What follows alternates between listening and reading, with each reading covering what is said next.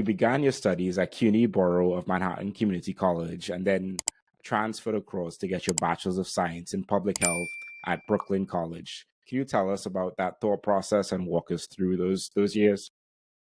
Sure. Yeah, I started at community college. Again, these all in New York.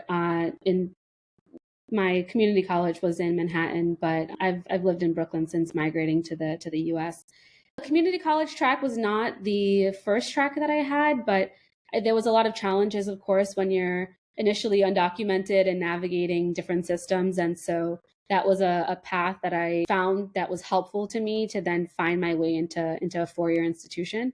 So that's initially why I went there. But I was really grateful that I started there because I had a lot of fundamental courses and like health 101s and things like that, which continued to plant that seed that public health was where I wanted to be. And so then after, I believe it was a year at community college, I transferred over into Brooklyn College, which was a four-year institution. And at the time, I was still on the dietitian nutritionist track. They had a program specifically for that. And my ultimate goal was to become a registered dietitian. But I believe my sophomore or junior year, they started to offer public health at the undergraduate level.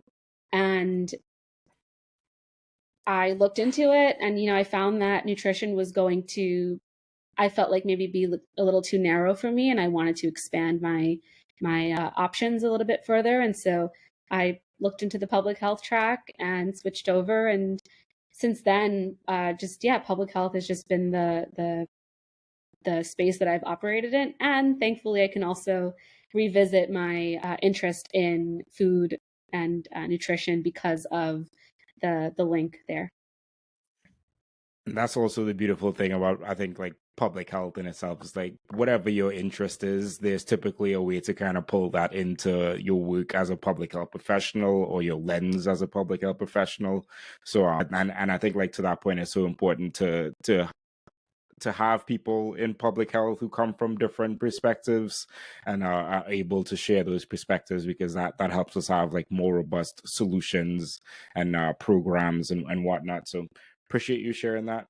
While you were in Brooklyn College, you were a research associate. I believe this was an internship. Tell us about that experience. Yeah, this is actually connecting back to some of my earlier comments about working with communities. This is really where I got to have that firsthand experience.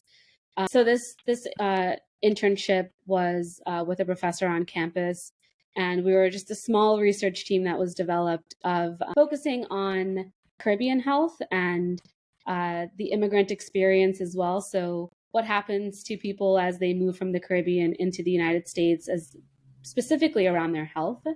So we looked at Jamaican immigrants, and then we looked at West African Ghanaian immigrants, and really we're finding that I think you had mentioned this too, where many parts of the world have become so globalized that they're, consuming things like cereals and sodas and things that are typically Western, even in those parts of the world.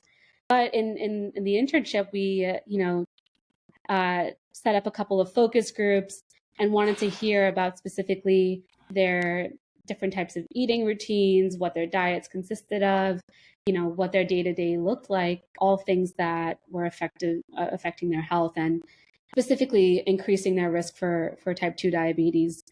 So there was a lot of interesting things and things I've even seen just anecdotally within my family where individuals may be on a healthy BMI level, scale and appear healthy, but still are, because of other factors, are at high risk for diabetes. And so there was some really interesting things that came out of that. But really the core thing, this is where I learned the importance of talking to people in communities, finding out what's going on. And then a lot of the research that we did and went on to present on, and the lead principal investigator went on to publish, we came back to the communities and we told them, we shared the findings. There were resources that were provided to them. And I believe to this day, I know I still participate in, there's an advisory group that I still participate in to oversee future projects that they're working on. But those connections have remained within that work. That's awesome, and I think it's like so important that you're highlighting that as an undergrad student, being able to like dive into this internship experience where you're getting hands-on experience doing focus groups in community with people, communicating with people, and I wish I had this kind of like experiences during my undergrad because all of my experiences were either I guess healthcare kind of volunteer type of setting or microbiology type of setting, but nothing where I was like interacting with people in community. So I think like that is like so valuable, especially as you're coming into public health to get that hands on the ground kind of experience there.